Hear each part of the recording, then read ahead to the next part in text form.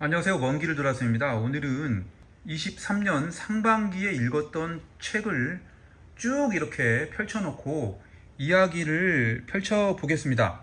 제가 올해 읽은 책을 이렇게 책꽂이에서 꺼내가지고 이렇게 막상 진열을 해놓고 보니까 이렇게 엄청나게 긴 줄이 형성되었습니다.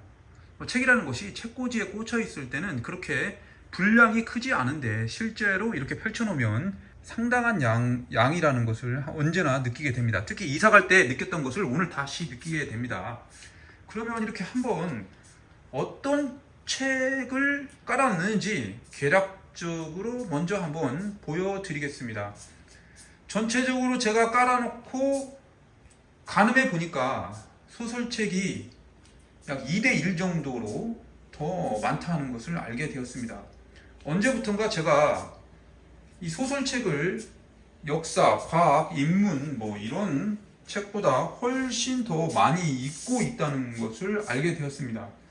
저는 특별히 독서 메모나 이렇게 독서 카드를 작성하지 않기 때문에 이렇게 별도로 진열을 해봐야 제가 독서를 어떻게 하고 있는지 경향이 파악됩니다.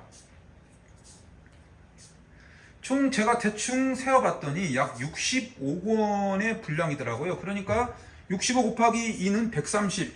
이와 같은 페이스대로 가면 1년에 130권을 읽게 되는 것이죠. 최근에 제가 100권을 도달하기가 쉽지 않았는데 올해는 소설책을 많이 읽다 보니까 분량이 상대적으로 더 많아지는 것 같습니다. 화면에서 곳곳에 보이는 물품 등은 대부분 우리 집 강아지 구름이가 사용하는 물건들입니다. 개집이라든지 둥지라든지 그 다음에 먹이 그릇이죠. 개의 밥을 먹이라고 하는 게 맞나요? 잘 모르겠습니다. 아무튼 자, 이렇게 해서 개략적으로 전체적인 책의 목록을 살펴봤으니까 이제 자, 그러면 한 권 한 권씩 올해 상반기에 읽었던 책을 살펴보겠습니다. 총 65권 정도 해당되기 때문에 빨리빨리 진행하겠습니다. 두뇌는 그래픽 노블로 만들어진 작품입니다. 두뇌의 작동 원리, 그 다음에 두뇌의 다양한 연구 결과를 그래픽 노블 형식으로 쉽게 표현한 책입니다. 상당히 유용했던 책으로 기억하고 있습니다. 그 옆으로는 두 권의 음악과 관련된 책, 특히 클래식과 관련된 책이죠. 클래식의 발견과 난처한 클래식 수업이라는 책입니다. 두 권 모두 제가 클래식에 대해서 잘 모르기 때문에 이 두 권의 책을 읽고 지금은 클래식에 대한 관심이 부쩍 늘어났습니다. 특히 클래식의 발견은 쉽게 접할 수 없었던 책인데 지인의 추천으로 읽게 되어서 제가 최초로 클래식이 무엇인가에 대한 호기심을 자극한 책입니다. 다음은 아주 특별한 책 중에 한 권이죠. 스탈린의 전쟁입니다. 지금까지 대부분 스탈린은 서구적 관점으로 바라봤는데 이 책은 오직 스탈린의 행적 그 자체에 중점을 두고 서구적 관점을 벗어 던지고 이야기한 책입니다. 분량이 무척이나 두껍지만 스탈린과 관련해서 궁금증이 있다면 꼭 읽어보시기 바랍니다. 다음은 도시의 만화경입니다. 이 책은 중세의 여러 가지 그림, 즉 도시와 관련된 그림을 통해서 그 시대의 그 도시의 삶과 역사 등을 낱낱이 파헤친 작품입니다. 우리가 중세 도시 하면 유럽이 먼저 떠오르지만 이 책은 북경이나 이와 같은 세계 곳곳의 도시의 그림을 토대로 이야기를 하는 상당히 재미있는 책이죠. 다음은 두 권은 이스라엘 또는 유대인과 관련된 책입니다. 두 권 모두 쉽게 읽혀지지는 않는 책이죠. 특히나 요즘 들어서 이 유대인이 무엇인가, 유대인이 허구, 신화 이런 단어 등이 서서히 등장하는 것 같습니다. 그와 같은 궁금증을 해소시켜줄 책이고 동시에 이스라엘의 건국 과정이 어떻게 이루어진가를 알 수 있는 좋은 책들입니다. 다소 읽기 힘들더라도 한 번 정도는 이스라엘 관심 있는 분들은 읽어보시길 권합니다. 그 옆으로는 제가 좋아하는 시리즈물인 빅 히스토리의 또 다른 작품입니다. 빅 히스토리는 불완전한 어떤 한 분야죠. 정식 학문으로는 아직 인정받지 못하고 있는, 어떻게 보면은 여러 가지 학문 등을 융합시켜서 이야기하는 책이죠. 그렇기 때문에 빅 히스토리 작품 등은 나올 때마다 새로 개선되고 있습니다. 이 책 역시 그 전작 등의 단점을 보완해서 나온 책이라고 말씀드리겠습니다. 다음은 제가 얼마 안 읽은 올해 한국 작가의 작품입니다. 진격의 10년 1960년대입니다. 이 책은 말 그대로 1960년대 역사의 굵직굵직한 사건 등을 쭉 나열하고 60년대가 가지고 있는 세대의 삶과 이 현대사회와 60년대가 어떤 가교 역할을 했는지 그러한 것을 종합적으로 표현한 상당히 좋은 책이라고 말씀드리겠습니다. 그리고 그 옆으로는 아주 좋은 책, 진화하는 언어입니다. 언어가 어떻게 진화했는지 말 그대로 그 점을 포착한 책이고, 동시에 이 언어가 가지고 있는 한계성, 그리고 언어가 어떻게 소통되는지, 그리고 언어는 인간에게 본래 내재된 진화의 산물이 아니라 문화적 산물이다, 그런 것을 이야기하는 너무나도 좋았던 책입니다. 지금 서점에 가시면 바로 구입하실 수 있습니다. 그 옆으로는 잠자는 죽음을 깨워 길을 물었다는 잘 알려지지 않은 역사적 유물을 통해서 인간의 본성을 파헤치는 나름 특이한 책입니다. 이런 책도 한번 읽어보시길 권합니다. 그리고 그 옆으로 인간이 만든 물질이 만든 인간, 재료공학과 관련된 책이고, 그리고 과학사와 인종차별의 복잡한 이야기를 잘 엮어낸 책입니다. 재밌습니다. 그리고 일렉트릭, 말 그대로 전자, 전기와 관련된 책입니다. 우리 실생활은 사실상 이제 전자, 전기가 모든 것을 다 지배하고 있죠. 반도체, 전등, 조형, 그 다음에 전기차, 컴퓨터. 그렇기 때문에 실생활에서 가장 많은 범위를 포괄하고 있는 전자, 전기에 대해서 알고 싶은 분은, 특히 그 전자, 전기 역사의 발달 과정을 알고 싶다면 이 책을 꼭 읽어보시기 바랍니다. 제가 거의 최초로 밑줄 그으면서 읽은 책입니다. 그 옆으로는 파리 역사입니다. 제가 에밀 졸라 책을 읽다 보니까 이 파리 역사에 관심이 있어서 예전에 사놓았던 책을 다시금 읽었던 책입니다. 이제부터는 정면에서 촬영하겠습니다. 그 옆으로는 군중심리입니다. 아주 오래전에 집필한 작품이죠. 이 인간은 군중으로서, 집단 무리로서 어떠한 본성적 행위를 나타낸 고전이죠. 읽기는 다소 힘들 수가 있습니다. 그 옆으로는 관통당한 몸입니다. 이 전쟁의 피해자로 소외받고 있는 그 여성 그 자체의 피해를 여러 가지 국가의 예시를 들어가면서 이야기한 책입니다. 그러나 다소 이 백인의 관점, 서구의 관점이 들어가 있는 책입니다. 그 옆으로는 아주 특별한 책이죠. 반란의 멕시코. 멕시코는 21세기 초반에 매우 혼란스러운 혁명이 일어났었죠. 그 혁명의 한 복판으로 존 리드가 직접 침투하여 그들의 세세한 일상을 르포르타주 형식으로 기록한 상당히 특이하고 좋은 책입니다. 이렇게 해서 23년 상반기에 읽었던 소설, 외적 책 등에 대해서 이야기를 해봤습니다. 다음 이어지는 책들은 모두 소설책입니다. 군데군데 구름 위에 집과 여러가지 소품 등이 보이네요. 자, 그러면 소설책을 이야기하겠습니다. 제일 먼저 아메리카의 비극입니다. 아메리카의 비극은 미국 자연주의 문학의 거장 드라이저의 대표작이라고 이렇게 쓰였듯이 정말 시어도 드라이저의 대표작이고, 그 다음에 한 젊은이의 욕망의 좌절을 사실주의에 입각해서 그려낸 상당히 좋은 작품이죠. 그 옆으로 계속해서 특이하고 좋은 책들이 이어지고 있습니다. 헌신자입니다. 비에타인 의무엔의 최신작이죠. 국내에는 최신작이지만 이미 미국에서는 출간된 지 좀 됐습니다. 이 책은 필리처상 수상작 동조자의 후속작입니다. 동조자가 엄청나게 좋은 책으로 제가 평가하고 싶은데, 이 책 역시 너무나도 좋은 책입니다. 지금 당장 서점에 가서 헌신자를 구입해서 읽어보시기 바랍니다. 절대 후회하지 않을 것입니다. 비유와 은유가 펼치는 문장의 향연을 느끼게 될 것입니다. 그리고 역시 그 옆으로 소설책 중에 아주 특이한 정통 SF 이재우 작가님의 껍데기입니다. 이 책을 단적으로 말씀드리겠다면 프로메테우스와 에일리언 영화를 곧바로 떠올리게 될 것입니다. 이 하드코어적 SF를 좋아하시는 분들께 강력하게 추천하는 작품 바로 껍데기였습니다. 그리고 이어지는 책은 이렇게 여인들의 행복백화점 작품, 대지, 제레미 나름 모두 루공 마카르 총서, 즉 에밀 졸라의 시리즈물이죠. 이 루공 마카르 총서는 제가 부지런히 읽고 있습니다. 지금 목노주정까지 해서 총 5작품을 읽었습니다. 이 책은 백화점과 관련된 책이고, 이 책은 화과와 관련된 책이고, 이 땅의 욕망을 다루고 있고, 그 다음에 노동자 파업, 탄광 노동자 파업 등을 다루고 있는 책입니다. 누공 마카로 총선은 제가 별도로 방송을 할 예정입니다. 하나하나 빠지지 않고 모두 위대한 작품 등이라고 생각됩니다. 그리고 또 다른 국내 작가 타계하신 송기숙 작가님의 역사소설 동학농민운동, 그리고 전봉준을 위주로 한 이야기 녹두장군입니다. 이 책은 제가 시리즈물로 전집으로 구입했죠. 12권. 원래는 5일마다 한 권씩 읽으려고 예상했으나 이 수많았던 책을 읽는 관계로 이 책의 진도가 더뎌지고 있습니다. 읽어야겠지만 언제 읽을지 저도 장담할 수 없습니다. 녹두장군. 그러나 이와 같은 국내 역사소설은 가끔씩은 꼭 읽어야 된다고 생각되기 때문에 훗날 완독을 목표로 계획하고 있습니다.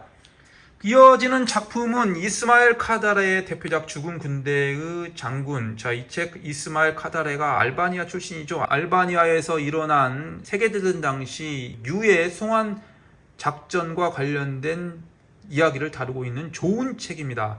그리고 이어지는 책은 이 한국계 덴마크 작가 에바틴드 입양인이었죠. 입양인의 자전적 경험이 뒷받침된 뿔이라는 책인데, 이런 책 등은 쉽게 접할 수 없기 때문에 한번 꼭 읽어보시길 바랍니다. 저는 인스타그램에서 에바틴드 작가를 계속 보고 있습니다. 이 책을 읽지 않았으면 제가 에바틴드라는 분을 전혀 알 수가 없었겠죠. 그리고 아리랑입니다. 조선인 혁명가 김산의 삶을 다룬 소설책이 원래 아리랑이었는데 이것은 그래픽 노블 형식으로 별도로 나온 책입니다. 제가 소설책은 이미 읽었었는데 그때 파악하지 못했던 부분을 이 그래픽 노블을 통해서 다시 읽어보니까 소설에 대한 이해도가 더 깊어졌다는 것을 알 수 있습니다. 한번 읽어보시길 추천드립니다. 이어지는 작품은 태풍의 계절, 꿀벌의 속삭임, 쭉 멕시코 출신 작가의 작품 등입니다. 이 몰아서 한번 이야기해 보겠습니다. 제가 별도로 방송을 했기 때문에 이 멕시코 작가의 작품은 잔인합니다. 그리고 약간 음울한 면 등이 많이 나타나고, 그리고 멕시코 혁명의 이야기나 역사가 대부분의 작품에 깃들어 있습니다. 태풍의 계절, 꿀벌의 속삭임, 페드로 파라모, 불타는 평원, 달콤 쌉싸름한 초콜릿, 의지와 운명, 여기까지가 바로 이 멕시코 소설인데, 이 멕시코 소설 전체를 다 읽어보기보다는 가장 대표 작가라고 할 수 있는 이 후안 룰포의 이 불타는 평원을 제가 추천드리겠습니다. 이 페드로 파라모는 솔직히 난해해요. 그리고 다른 작품도 난해한 면이 많기 때문에 이 불타는 평원은 단편집이고 재미있기 때문에 이 책을 한번 권해드리겠습니다. 자, 이렇게 해서 멕시코 작가의 작품을 제가 올해 상반기에 읽었었고, 또 작년부터 시작해서 폴란드 작가의 작품을 읽었는데, 작년에 읽은 폴란드 출신 작가의 작품은 여기서는 제외시키고, 올해 읽은 폴란드 출신 작가의 작품은 이렇게 쿠오바디스, 너무나도 유명한 작품이죠. 로마를 다룬 역사소설의 대표작 중에 한 권인 쿠오바디스. 그 다음에 부모님이 폴란드 출신이죠. 어메이징 브루클린, 미국 유색 인종사회의 1960년대의 삶을 다룬 책이고 훈훈한 책입니다. 대부분의 책 등은 약간 비극적이고 그런데 반해 이 책은 제가 가지고 있는 몇 안 되는 훈훈한 책이라고 말씀드리겠습니다. 다음은 아이리스인데, 이 책은 멕시코 작가의 작품으로 분류할 수도 있고 폴란드 출신 작가의 작품으로도 분류할 수 있습니다. 왜냐하면 부모님이 한 분은 폴란드계고 한 분은 멕시코계이기 때문이죠. 이 책은 귀족적 삶의 모순과 허상을 이야기한 책이죠. 특히 20세기에 더 이상 귀족의 삶은 사회적으로 통용되기 힘든데 여전히 자기가 귀족이라는 허상에 빠져서 살고 있는 삶을 우회적으로 표현한 아이리스고, 다음은 이 폴란드를 대표하는 소설이라고 하죠. 인형입니다. 이 책은 역시 아이리스와 약간 비슷하게 귀족의 몰락, 그리고 이 상인의 대두가 절묘하게 겹치는 19세기 후반부의 이 폴란드의 실상을 이야기한 책입니다. 특히나 이 책은 이 폴란드 국민이 가장 사랑하기 때문에 이렇게 연극, 영화, TV 연속극으로 계속해서 이어지고 있는 책이라고 합니다. 다음은 쇼샤입니다. 쇼샤 역시 폴란드 출신 아이작 싱어의 작품이죠. 이 책은 이 폴란드 하면 유대인 거주 지역이 있죠. 유대인 거주 지역의 실제적인 삶이 어떤가를 이 책을 통해 알아볼 수 있습니다. 대부분의 유대인에 관련된 이야기는 과장되거나 때로는 허구가 침투할 요소가 많은데, 이와 같은 쇼샤를 읽게 되면 유대인 거주 지구의 삶은 실제적으로 이럴 수도 있겠구나, 뭐 그런 걸 느낄 수 있습니다. 이어지는 책들은 다소 좀 특이한 책들이 많습니다. 올해는 좀 보편적이지 않고 좀 특이한 책을 많이 읽었던 것 같아요. 자, 제일 먼저 우리가 세상을 이야기 멈출 때, 이 책은 과학사와 소설을 절묘하게 엮어낸 책입니다. 과학적 지식이 전무하다면 약간은 읽기 난해한 면이 있는 책이죠. 그러나 특이한 책임은 분명합니다. 그리고 스페인 여자의 딸입니다. 이 책은 이 베네수엘라 하면 떠오르는 이 물가 폭등, 그리고 내정 불안, 그와 같은 혼란스러운 상황에서 살아가는 여자의 삶을 다루고 있습니다. 스페인 여자의 딸이었습니다. 그 다음에 이어지는 책들 역시 특별합니다. 여명으로 빚은 집은 필리처상 수상작인데, 이 책은 아메리카 원주민 문학으로 분류할 수 있습니다. 그러나 이 책은 너무나도 난해한 면이 많기 때문에 이 책은 아직 제가 다 책의 가치를 흡수하지 못했습니다. 그 점은 아쉬움으로 남습니다. 이어지는 책은 팔레스타인 출신의 사르 칼리파의 형상성상 그리고 구약이죠. 팔레스타인 거주민 등의 삶을 실제적으로 표현했다는 데서 가치가 충분히 있다고 봅니다. 이 작가의 또 다른 책이 한 권 출간되어 있는데 그 책도 조만간 읽을 예정입니다. 다음 책은 판데르 베이코의 침물인데, 이 책은 동남아시아 문학 총서 시리즈물의 한 권입니다. 말 그대로 동남아시아 출신 작가의 작품입니다. 이 책은 인도네시아 수마트라 섬을 배경으로 펼쳐지는 이야기입니다. 인간이 거주하는 대부분의 삶에는 신화적이거나 영웅적인 삶의 이야기가 있는데, 그 선상에서 이해할 수 있는 책입니다. 한 젊은이의 성장 과정, 그리고 귀환, 뭐 그런 이야기 등을 다루고 있는 특이한 동남아시아의 문학이었습니다. 제가 읽은 최초의 동남아시아 출신 작가의 작품이었습니다. 다음은 이브의 세 딸은, 이 책은 튀르키예 출신 작가의 작품입니다. 세 여자의 이야기를 다루고 있는 아주 재미있는 책입니다. 올해 출간한 튀르키예 작가의 작품이 여럿 있는데 그 중에 한 권이죠. 다음은 유명한 작가죠. 피에르 르메트르의 20세기 3부작 우리 슬픔의 거울입니다. 자, 오르부아로부터 시작된 20세기 3부작의 종결작이라고 말씀드릴 수 있죠. 이 책은 2차 세계대전 당시에 이 나치의 파리 침공 당시 이 포로 송환을 중심에 놓고 그 주변인들 간의 삶을 다룬 이야기라고 말씀드리겠습니다. 그러나 이 오르부아르에 필적하기에는 여전히 뭔가 부족한 작품으로 저는 평가하고 싶습니다. 그럼에도 불구하고 충분히 재미있는 요소도 많은 책, 우리 슬픔의 거울이었습니다.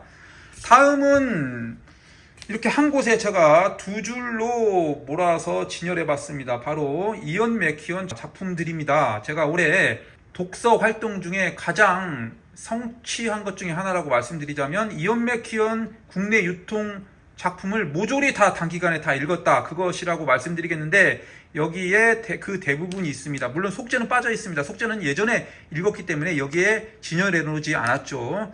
자, 이 많은 책 중에서 단 한 권만 무엇이 가장 좋냐라고 말하기도 어렵지만, 그래도 말씀드리자면 솔라를 저는 재미있게 읽었습니다. 그의 뭐 견딜 수 없는 사랑, 암스테르담도 좋았죠. 사실 대부분의 작품은 다 좋습니다.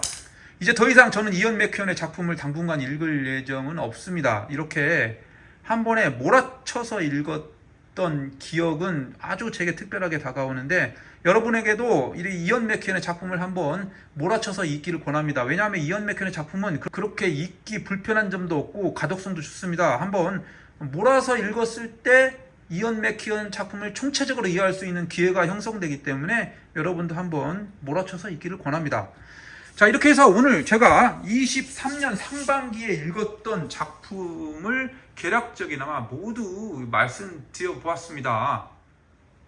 자, 이렇게 해서 오늘 23년 상반기 읽었던 책 모두를 보여드렸으니까 이제 이 중에서 가장 좋았던 책 딱 두 권만 선정해 보겠습니다.